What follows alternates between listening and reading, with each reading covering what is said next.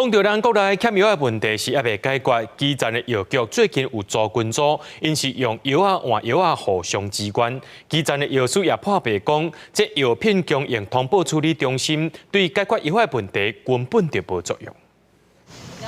民众提慢性处方签到药局领药啊，不过这种服务对象大部分是在地老大人药局来讲，因为欠药的状况实在真严重，差不多逐工拢当提处方签，专领无济药的情形，甚至只好请民众走一抓大病院去领。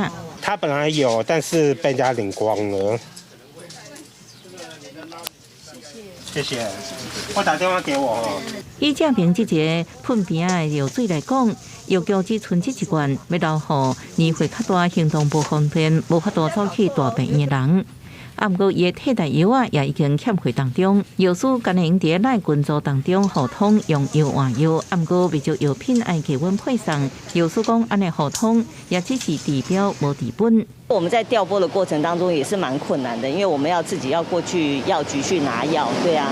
然后在这个，因为现在有 GDP 的关系，所以就是说在整个过程当中来讲的话，是有困难的哈，因为现在要低温配送。基层药师讲，卫福部虽然成立跨部会药品供应通报处理中心，啊，不过亲像行政通报流程，第二也无解决欠药的问题。